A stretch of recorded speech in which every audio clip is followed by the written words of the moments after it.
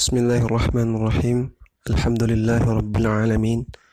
Assalatu wassalam ala nabiyyina Muhammadin wa ala alihi wa sahbihi ajma'in, amma ba'd. Kembali kita baca kitab tafsir Kalimat Tauhid karya Syekh Muhammad bin Abdul Wahhab rahimahullah ta'ala dengan syarah atau penjelasan dari Syekh Saleh bin Fauzan Al-Fauzan hafizahullah ta'ala. Syekh Muhammad bin Abdul Wahhab rahimahullah mengatakan, ma'a kaunihim yusalluna wa yatasaddaquna. Padahal orang-orang munafikin mereka salat dan mereka bersedekah. Namun status mereka di akhirat mereka sama seperti orang-orang kufar. Allah kata, innal munafiqina fid darkil asfali minan nar. Sesungguhnya orang-orang munafik berada di kerak paling bawah dari neraka. Syekh Saleh Fauzan mengatakan, al-munafiquna yusalluna wa yatasaddaquna wa yakhrujuna lil jihadi ma'ar rasuli sallallahu alaihi wasallam fi dhahiri. Orang-orang munafik mereka salat, mereka bersedekah, dan mereka keluar untuk berjihad bersama Rasulullah sallallahu alaihi wasallam fil zahir, secara zahir. Walakinnahum munafiquna fi qulubihim. Namun mereka adalah orang-orang munafik dalam hati mereka. Wahum yaquluna, mereka mengatakan la ilaha illallah wa lam tanfa'hum. Mereka mengatakan la ilaha illallah, namun perkataan la ilaha illallah yang mereka ucapkan tidak bermanfaat bagi mereka. Syekh Muhammad bin Abdul Wahhab mengatakan, kembali ke atas, walakinnal murada qawluhum ma'a ma'rifatiha bil qalbi wa mahabbatiha wa mahabbati ahliha wa bughdhi man khalafaha wa mu'adatihi. Namun yang diinginkan oleh Allah Subhanahu wa taala adalah mengucapkan la ilaha illallah ma'rifatiha bil qalbi, dengan meyakininya dalam hati dan mencintainya dalam hati, dan mencintai orang-orang yang mengucapkan la ilaha illallah, dan bughdhi man khalafaha, membenci orang-orang yang menentang la ilaha illallah, yang membenci dan menyelisihi la ilaha illallah, wa mu'adatihi, dan memerangi orang-orang yang menentang dan membenci la ilaha illallah. Syekh Saleh Fauzan mengatakan, wal muradu min la ilaha illallah qawluha bil lisani ma'tiqadil qalbi biha. Yang diinginkan dari la ilaha illallah adalah mengatakannya dengan lisan, mengucapkan dengan lisan, disertai dengan i'tiqad, dengan keyakinan dalam hati, wal amali bimuqtadaha, dan mengamalkan konsekuensinya.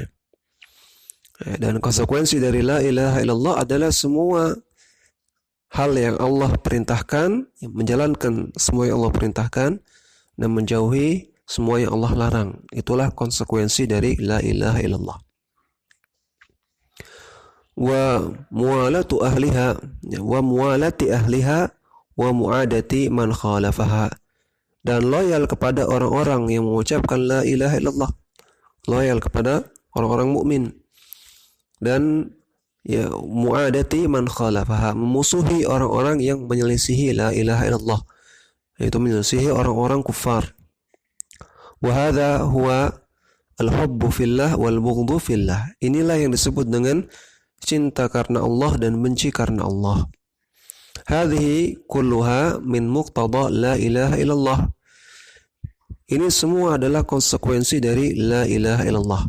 Maka konsekuensi dari la ilaha illallah adalah tadi, melaksanakan apa yang Allah perintahkan dan menjauhi apa yang Allah larang, kemudian loyal kepada sesama orang-orang mukmin dan memusuhi orang-orang kufar. Walihada qalu la ilaha illallah laha sab'atu syurutin.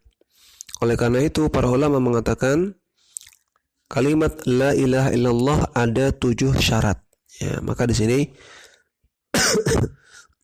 sebagaimana perkataan Syekh Muhammad bin Abdul Wahhab di atas, ya, beliau katakan tadi walakinnal murada qauluha ma ma'rifatiha bil qalbi wa mahabbatiha wa mahabbati ahliha wa bughdhi man khalafaha wa mu'adatihi. Ini sebetulnya beliau sedang menjelaskan syarat la ilaha illallah. Kemudian diperinci lagi oleh Syekh Shalih Fauzan di sini. Nadhamaha ba'dul ulama'i biqaulihi, ya. 7 syarat tersebut dibuat nazam, dibuat syair oleh sebagian ulama, yaitu sebagai berikut. Ilmun yaqinun wa ikhlasun wa sidquka ma'a mahabbatin wa inqiyadin wal qabuli laha. Syarat la ilaha illallah adalah ilmun. Yang pertama ilmu, yang kedua yaqinun, yakin, yang ketiga ikhlasun, ikhlas, yang keempat sidqun, jujur, tulus, kemudian yang kelima mahabbatun, cinta, yang keenam inqiyadun, taat, patuh, dan yang ketujuh qabulun, ya, menerima. Jadi ini 7 syarat la ilaha illallah, yaitu seseorang dikatakan la ilaha illallahnya itu benar, la ilaha illallahnya itu sah kalau 7 syarat ini terpenuhi. Yang pertama, dia mengatakan la ilaha illallah dengan ilmu, dia paham apa isinya. Kemudian dia meyakini, ya, dan dia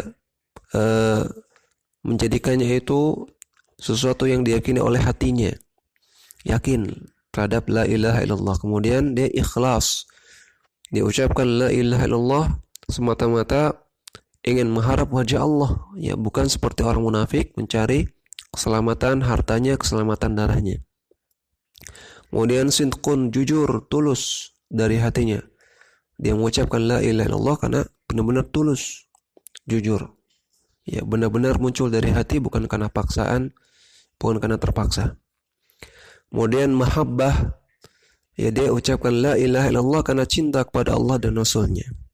Kemudian inqiyad, dia mengucapkan la ilaha illallah, kemudian dia patuh kepada Allah dan Rasulnya. Kemudian dia qabul, menerima, ya, mengucapkan la ilaha illallah dan menerima semua konsekuensinya, menerima semua dari konsekuensi la ilaha illallah, itu tadi menjalankan apa yang diperintahkan oleh Allah, menjauhi apa yang dilarang oleh Allah. Kemudian wala wal bara, ya, loyal kepada orang mukmin dan benci kepada orang-orang kufar. Nah, ini 7 syarat la ilaha illallah. Zada Syekh Sa'id bin Atiq rahimahullahu syartan thaminan. Syekh Sa'ad, ya, bin Atiq rahimahullah menambahkan syarat yang ke-8, ya, dan ini bukan hanya beliau tentunya, ya, sebagian ulama yang lain juga menetapkan syarat yang ke-8 ini. Faqala, beliau mengatakan wazida thaminuha al-kufranu minka bima siwa al-ilahi minal asya'i qad uliha.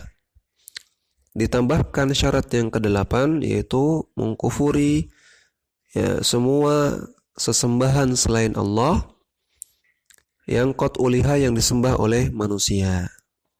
Ya, jadi syarat yang ke-8 adalah menafikan, mengingkari semua sesembahan selain Allah Subhanahu wa taala. Wa rukna la ilaha illallah huma an-nafyu wal itsbatu. Kemudian rukun dari la ilaha illallah itu ada 2. Yang pertama an-nafyu, yang kedua al-itsbatu. An-nafyu artinya mengingkari, menafikan. Al-itsbat artinya menetapkan. An-nafyu artinya menafikan semua sesembahan selain Allah. Al-itsbat artinya menetapkan sesembahan hanya Allah semata. Ini 2 rukun dari la ilaha illallah.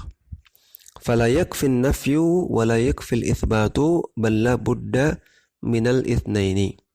Maka tidak cukup hanya menafikan saja, tidak cukup hanya menafikan sesembahan selain Allah namun tidak menetapkan adanya Allah, ya, seperti orang-orang ateis, ya, tidak cukup. Wala yakfi al-itsbat, dan juga tidak cukup menetapkan saja, Ya, hanya menetapkan bahwasanya Allah itu Tuhan, ya, namun tidak mau mengingkari sesembahan selain Allah. Artinya dia tetap menyembah sesembahan selain Allah, ya, mengakui Allah itu Tuhan, namun juga menyembah selain Allah. Ini hanya itsbat saja namanya.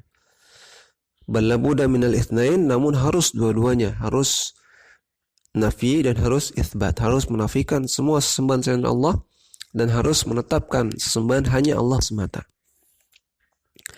Kemudian kembali ke matan, Syekh Muhammad bin Abdul Wahhab mengatakan, kama qala Nabi sallallahu alaihi wasallam, man qala la ilaha illallah mukhlishan. Sebagaimana sabda Nabi sallallahu alaihi wasallam, barang siapa yang mengucapkan la ilaha illallah mukhlishan, ikhlas. Ya, ini dalil dari syarat ikhlas tadi. Ya, jadi tidak hanya sekedar mengucapkan la ilaha illallah, namun harus ikhlas. Ya, mukhlishan, maka dakhalal jannah, masuk surga. Wa fi riwayatin, dalam riwayat yang lain, khalisan min qalbihi.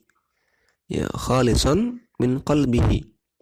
Maka ini dalil dari sidqun. Ya, dalil dari sidqun. Ya, dia mengucapkan la ilaha illallah murni dari dalam hatinya. Wa fi riwayatin sadiqan min qalbihi. Ya, yang tadi khalisan min qalbihi, dan dalam riwayat yang lain sadiqan an qalbihi, sidqun.